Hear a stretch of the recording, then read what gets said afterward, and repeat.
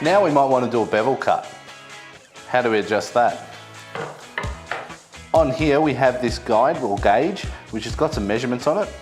I think we might want to do a 45, so we just release this lever and we just basically move that around until we hit the 45 on this marker, just there, and lock it off, nice and tight.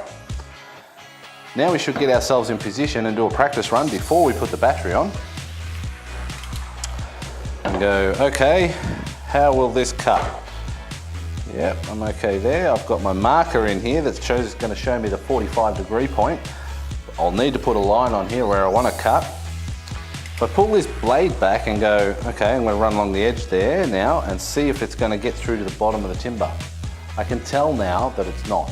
So I'll need to adjust that depth on the back here by releasing that, putting it in the same position with the blade retracted just outside the timber.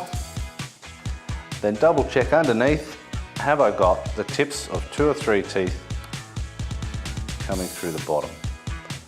That looks pretty good to me, right there. And now I just lock it off, lock my depth off. All right, I think I'm comfortable. Double check, am I going to be out of control when I'm overreached on the saw? Cut my practice runs. No, I've got full control if I'm in this position. Well, it's now time to get some more safety back on.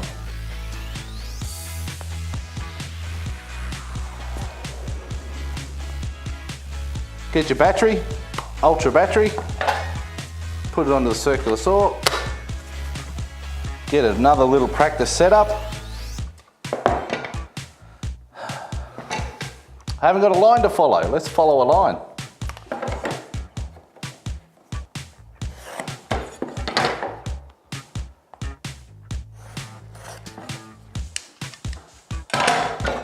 All set up, nice position. I'm matching my line with this little point in the notch there. Get it somewhere near close to the timber, get it at full speed, and then push through the timber.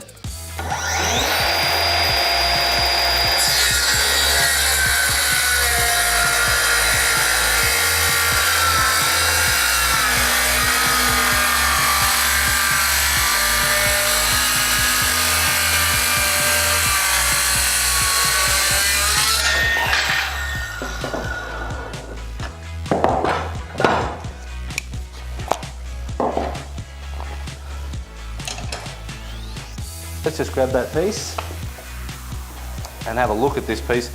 It's actually got a pretty keen 45-degree angle on there. I can easily see that I've followed my line there. Now realistically, if I flip my piece of timber, this will kind of identify, I've got a 45-degree there and I've got a 45-degree here. This will fairly easily identify what this bevel might be for. So if I wanted a really nice finish on the outside edge of my timber or my project, I might use 45s and then join it just like that. And that's a really nice clean edge on my project.